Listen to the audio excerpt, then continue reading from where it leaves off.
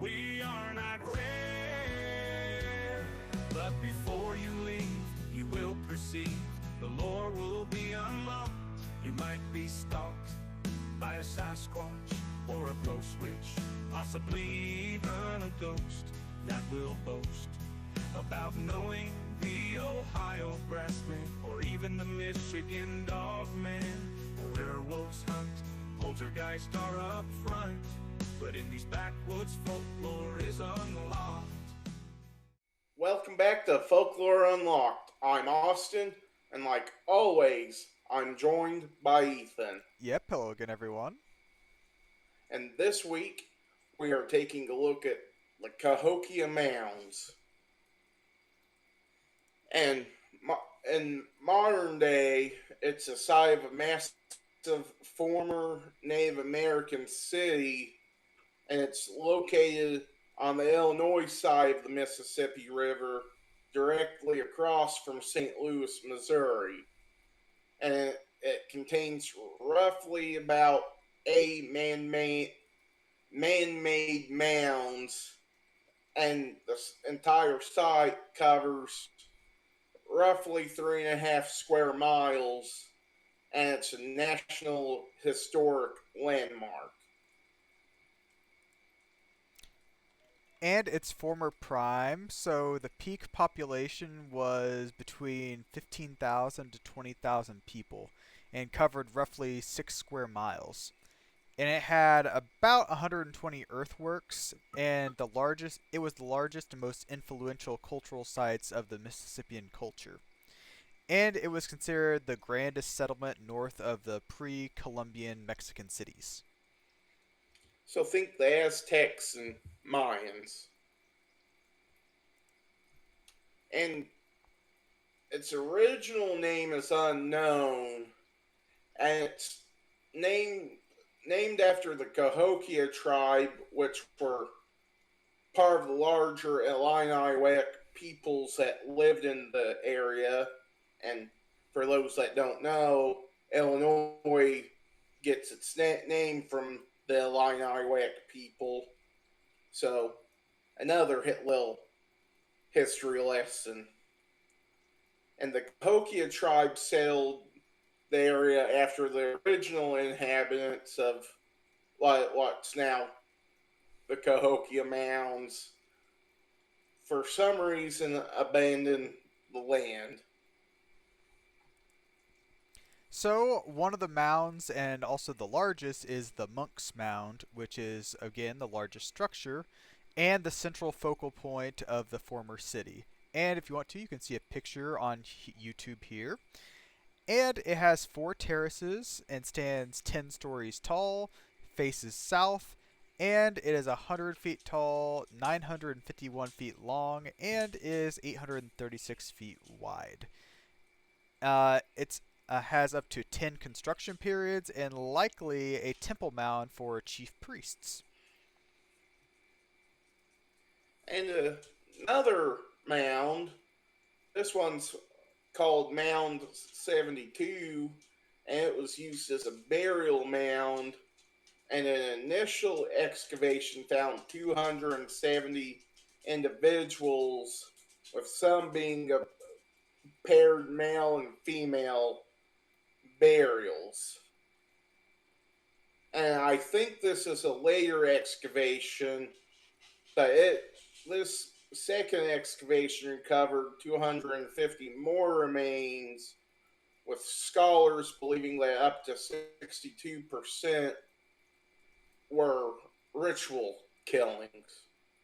And they also found at least one person that had like a falcon symbology, like with beads that made like an outline of a bird.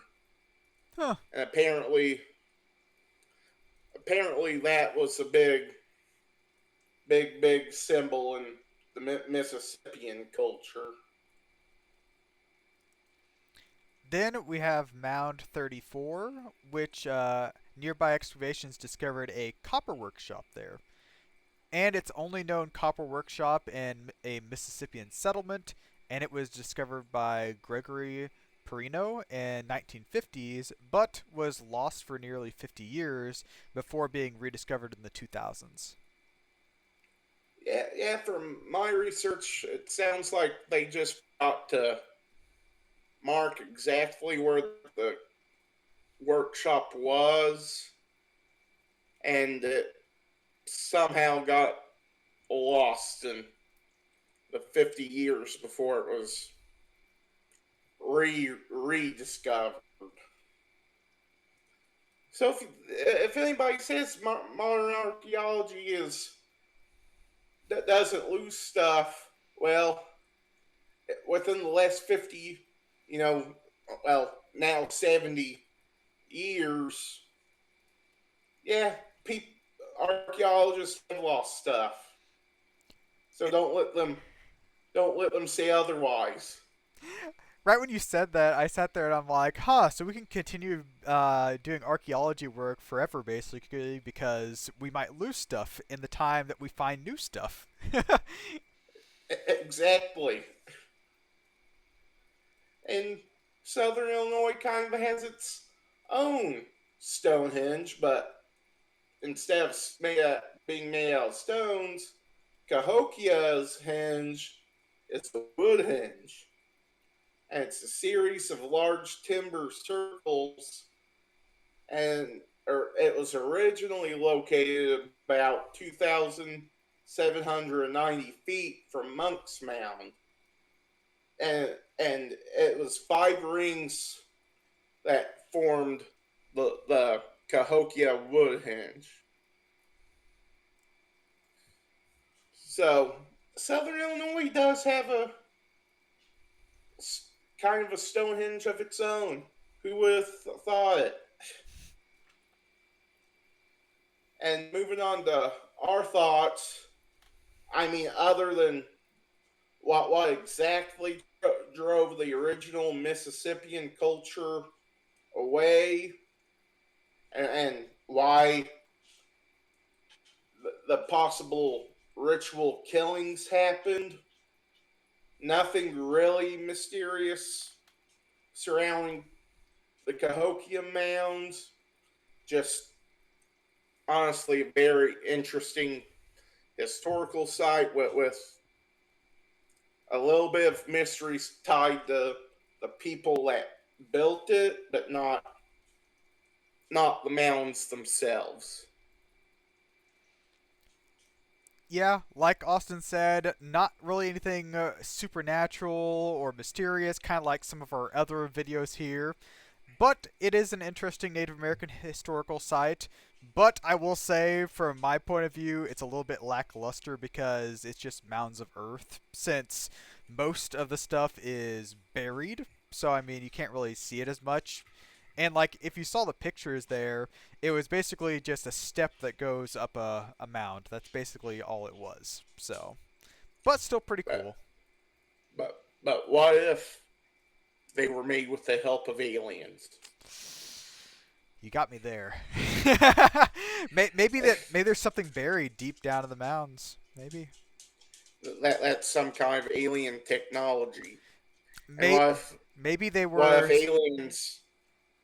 if aliens were the reason the Mississippian culture left the mounds? Maybe they were landing sites for aliens. Who knows? You know.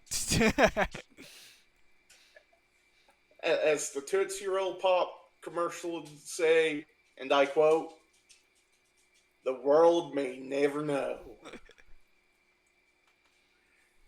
But I think that's all we've got for this week.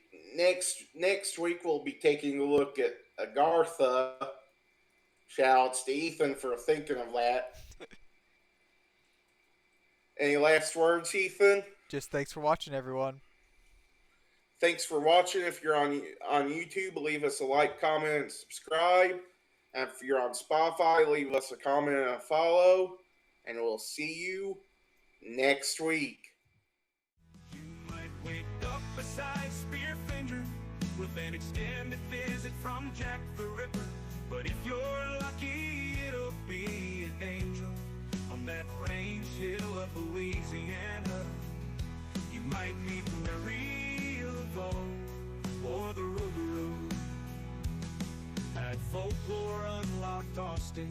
often concoct their theory of the eerie and unexplained around the world, sometimes even the underworld.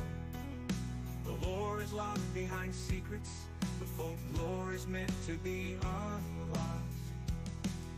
The Sokaloo is haunting NC as well as Tennessee. There are many giants that might be clients of the Dark Watchers, who might have psychokinesis. And the phantom time hypothesis is like a phoenix, coming back around again and again. The laser strain on your brain if you've got more than 2 brain cells in you. Some believe McCartney's dead because they read into the Mandela effect, which is subject to folklore.